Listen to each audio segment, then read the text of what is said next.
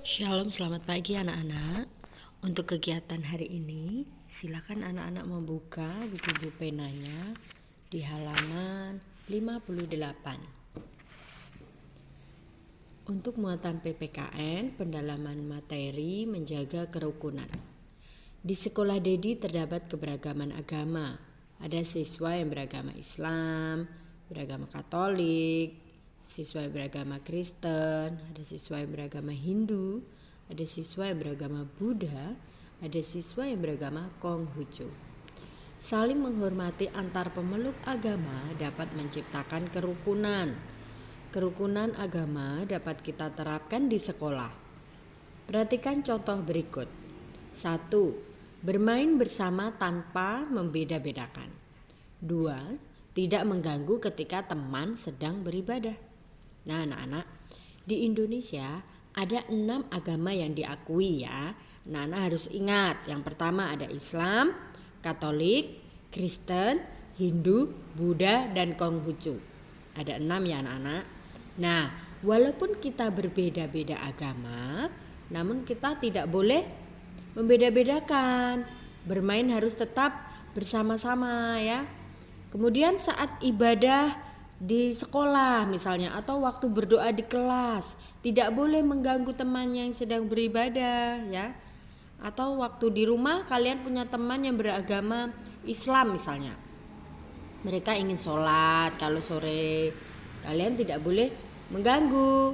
Atau ketika bermain kalian tidak boleh melarang ya, harus mempersilahkan mereka untuk beribadah. Itu namanya kalian berarti sudah bisa saling menghormati. Supaya apa anak-anak? Supaya tercipta kerukunan. Kalian tidak berantem ya. Hidupnya damai. Itulah anak-anak penjelasan untuk menjaga kerukunan kepada umat yang beragama yang berbeda-beda.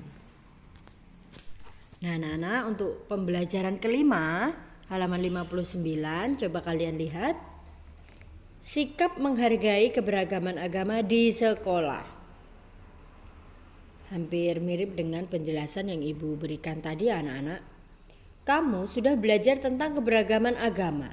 Kita harus saling menghargai, Menghargai akan menciptakan kerukunan. Kerukunan dapat menciptakan persatuan. Ya, kita lihat sebaliknya. Ada keberagaman agama di kelas, ada juga keberagaman agama di sekolah.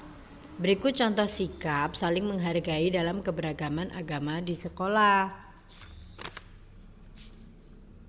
Nah, kita lihat ya anak-anak. Di sana ada 3 gambar.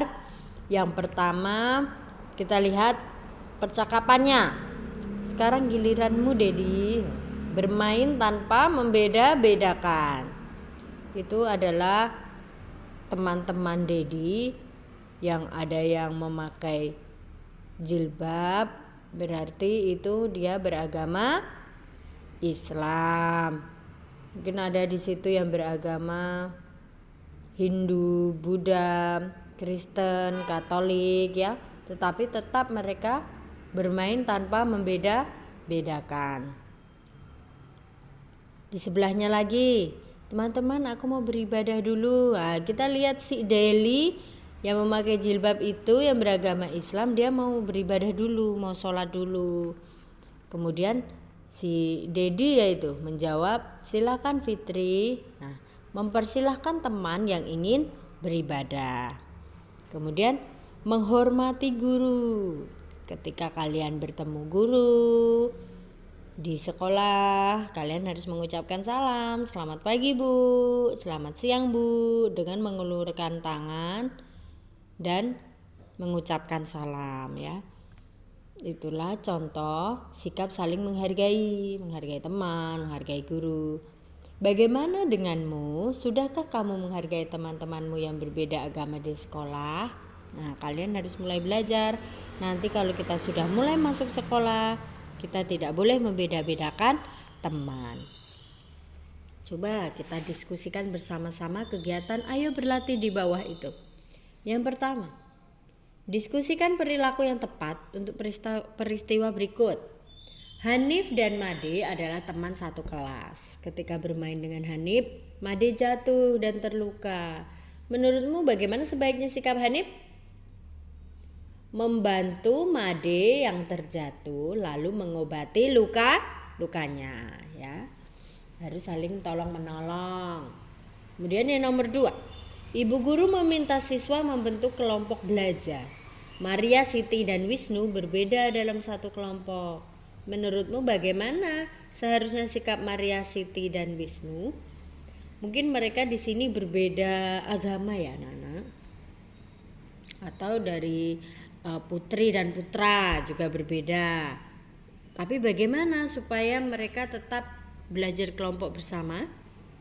Mereka harus saling menghargai dan tidak boleh membedakan, ya, supaya tetap terjalin hidup rukun dan mereka tetap bisa belajar kelompok bersama. Yang nomor 3, sudah 5 hari Made tidak masuk sekolah. Made dirawat di rumah sakit karena sakit. Apa yang sebaiknya dilakukan Dedi dan teman-teman sekelas lainnya? Kalian tentu tahu ya anak-anak, kalau ada teman kalian yang sedang sakit, apa yang harus kita lakukan? Menjenguk Made di rumah sakit bersama teman-teman. Kalian boleh mengajak guru ya.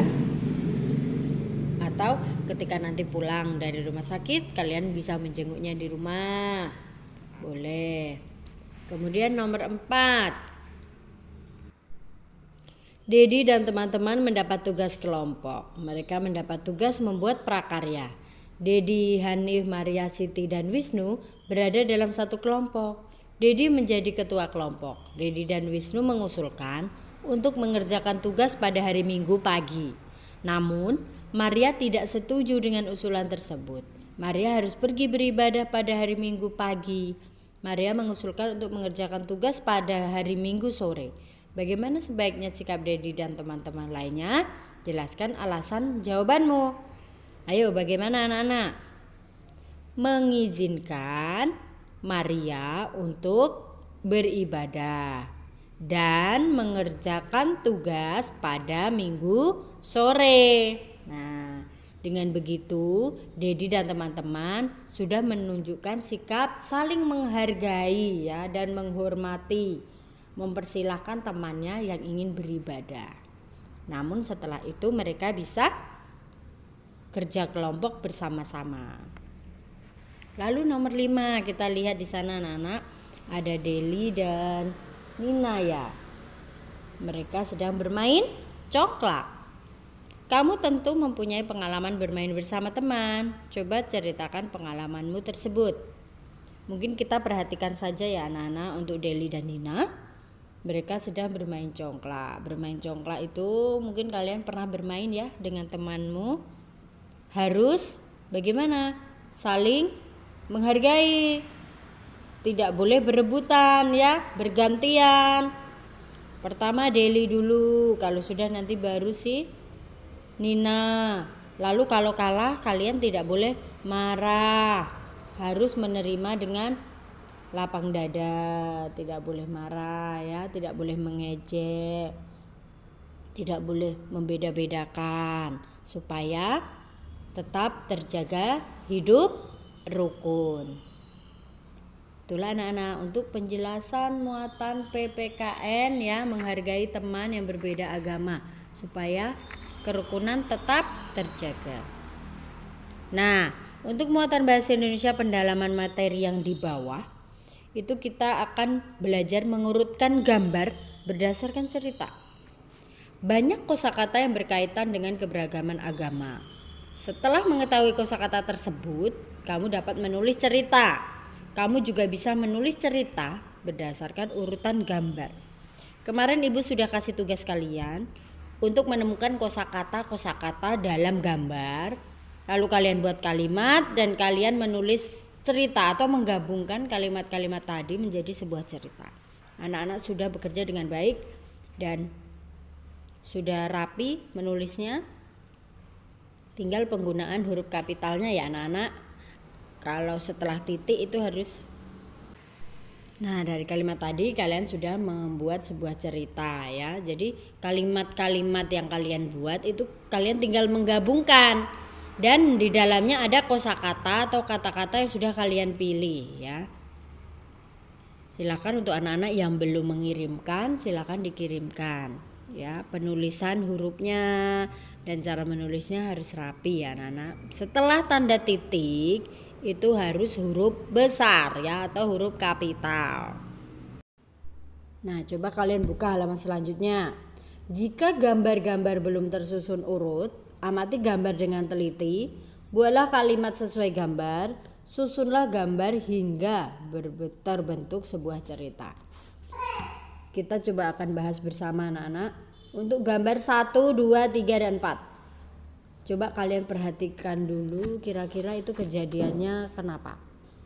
Gambar yang pertama itu si Jonas ya sedang membawa buku.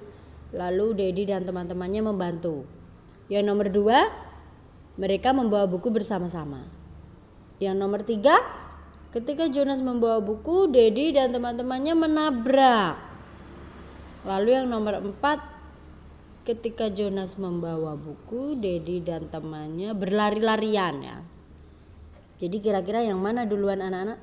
Nomor 4 ya, di situ sudah dibuat nomor 4. Kemudian nomor dia menabrak, udah lari-larian. Nomor 3.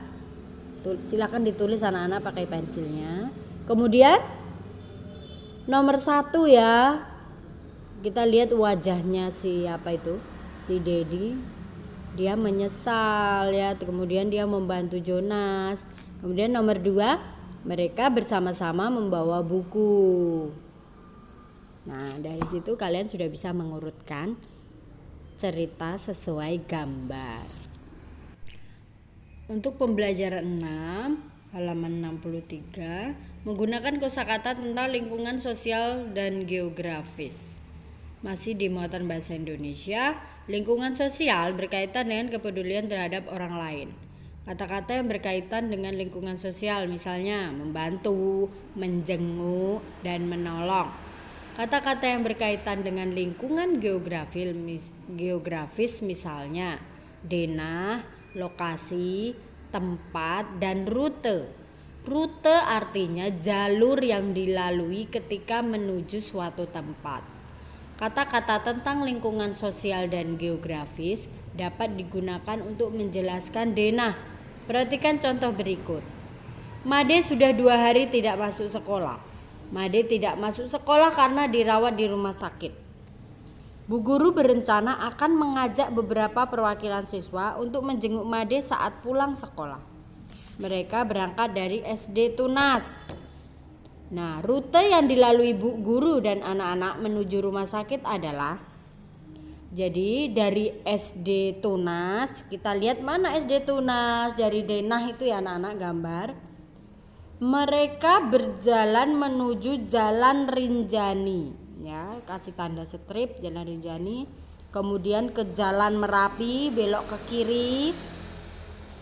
Kemudian Jalan Semeru turun ya ke selatan ya kalau turun ya. Kemudian ke kanan, rumah sakit.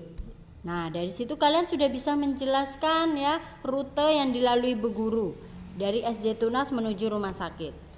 SD Tunas, Jalan Rinjani, Jalan Merapi, kemudian ke Jalan Semeru, lalu rumah sakit. Itulah anak-anak untuk penjelasan rute ya. Nah, untuk kegiatan selanjutnya di halaman 64 dan 65 Ibu akan kirimkan pembahasannya dan silakan anak-anak menyalinnya ya. Terima kasih anak-anak, selamat belajar dan tetap semangat. Tuhan Yesus memberkati.